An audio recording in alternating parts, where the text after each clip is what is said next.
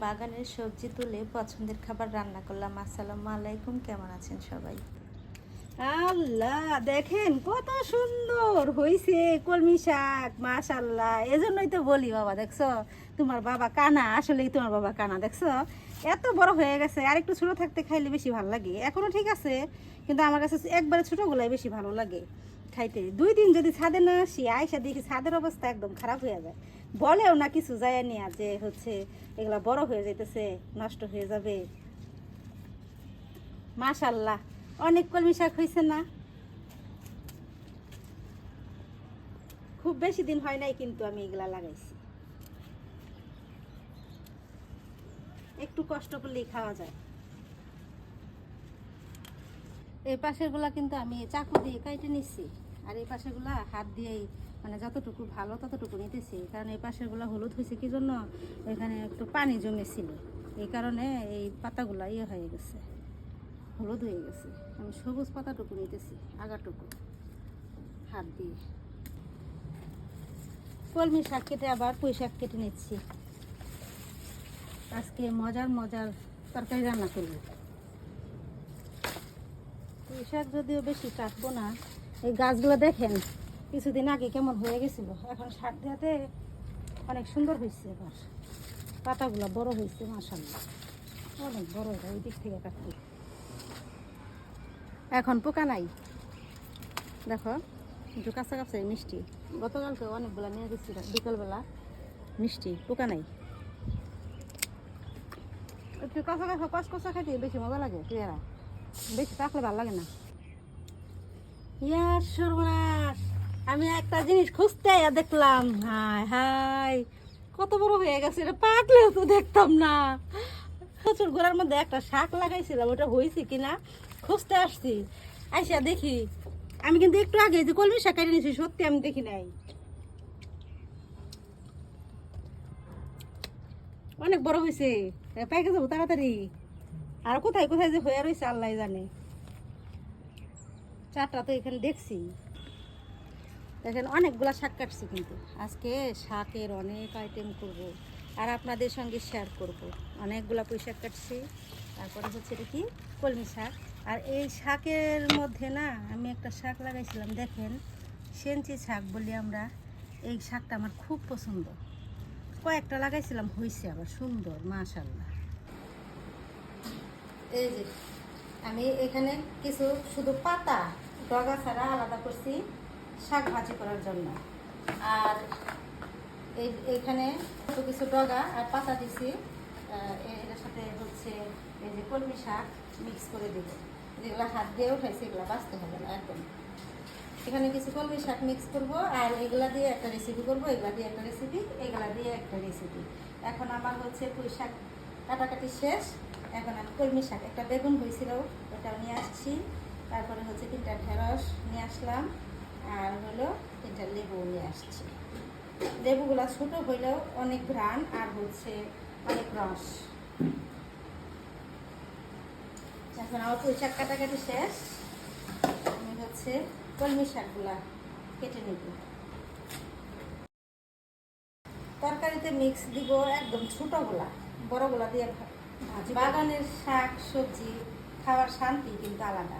আমি গত 1 বছর ধরে কিন্তু বেগুন কিনি না, তো বৃষ্টিতে গাছ তো নষ্ট হয়ে গেছে, কোনো সার দেওয়া হইতেছে না, তারপর হচ্ছে কীটনাশক দিতে পারতেছি না। তো এখন আর কোনো বেগুন নাই, একটা বেগুন ছিল এটা নিয়ে আসছি, আর কোনো বেগুন নাই, আবার ওটা বেগুন কিনে খেতে হবে। এই সাইজের আলু আর অর্ধেকটা দিচ্ছি কাইটা কাঁঠালে দিচ্ছি, এটা দিয়ে একটা তরকারি রান্না করবো। আর এখানে একটা অর্ধেক কাটছি আলু, এটা দিয়ে একটা তরকারি রান্না করবো। আর এই যে শাকগুলা ধুয়ে পরিষ্কার করা হচ্ছে, এখন আমি এগুলাও ধুয়ে নেব। আর তাকটা মুছবো তো কাটাকাটি করে, এই জন্য আমি এখানে রাখছি। তার আগেও মোছা হয়েছে, এগুলো কাটাকাটির আগেও মোছা হয়েছে। আমি 2 চুলায় রান্না করে নিচ্ছি, এক পাশে শাকটা সেদ্ধ করে নিচ্ছি। আলু আর ট্যাংরা মাছ আমি একসঙ্গে কষাই নিচ্ছি। এই যে বাগানের শাকগুলা উপর দিয়ে দিয়ে দিই, আর এই যে এই পাশটায় শাকটাও সেদ্ধ হয়ে গেছে, আর একটু শুকিয়ে নিব আমি তরকারিটা। এই পাশটায় হচ্ছে পেঁয়াজ আর রসুন কাঁচামরিচ ভেজে দিচ্ছি শাক ভাজি করার জন্য। খুব সুন্দর কালার আসছে। আসলে শাক সবজি সবুজ থাকলে কিন্তু তরকারি কালারটা দেখতে অনেক ভালো লাগে আর খাইতেও ভালো লাগে। আর সবুজ সবজি আমার খুবই পছন্দ। ফাইনালি আমার তরকারিটা হয়ে গেছে। দেখেন মাছ কিন্তু ভাঙে নাই, আলহামদুলিল্লাহ। একদম শাক পাতলা করে দিয়ে রান্না করছি। আর হচ্ছে যে আমার শাক ভাজিটাও হয়ে গেছে। তরতাজা শাক সবজি খাইতেও অনেক মজা। নিজের হাতের শাক সবজি। এই যে দেখেন কড়াই গরম হতে হতে কালো হয়ে গেছে তেল গরম করে। তো আমি শাক ভাজিটা নামিয়ে আবার এই কড়াইয়ে রান্নাটা তুলে দিছি। কাঁঠালের বিচি আর আলু চাপা শুটকি কষিয়ে নিয়েছি। এখন একটু পানি দিয়ে দিলাম। আর হচ্ছে এই যে এখন শাকগুলো দিয়ে দিই। হয়ে গেছে পাত্রটা, তাই না? শাক মিলিয়ে যাবে। আর এই যে এই পাশটাই হচ্ছে আমি লম্বা কচুগুলো আছে না, সেই কচুগুলা হালকা একটু ভেজে রাখবো। আজকে খাওয়া হবে না, ফ্রিজে রেখে দেবো। কারণ হচ্ছে অনেক দিন ধরে ছিল তো, নষ্ট হয়ে যাচ্ছিল। এই জন্য ভাবলাম যে হালকা একটু ভেজে রাখি, পরের দিন খাওয়া যাবে। আমার রান্না তো প্রায় শেষের দিকে। এখন একটু ভাত রান্না করবো। বেশি হয়ে গেছে ছোটো কড়াইয়ে। শাকগুলো যখন মিলে যাবে তখন ঠিক হবে। একটু ঢেকে দিব। এই তো কমে আসছে। শাকগুলো দেখে ভালো লাগতেছে না, ডাটাগুলো মোটা হয়েছে। আর হচ্ছে একদম সবুজ শাকগুলা। আর সবুজ আর লাল দুইটা যদি মিক্স করে দেওয়া হয় না, কালার কম্বিনেশনটা কিন্তু দেখতে অনেক ভালো লাগে। তার কাছে কেমন লাগে জানি না, কিন্তু আমার কাছে ভালো লাগে।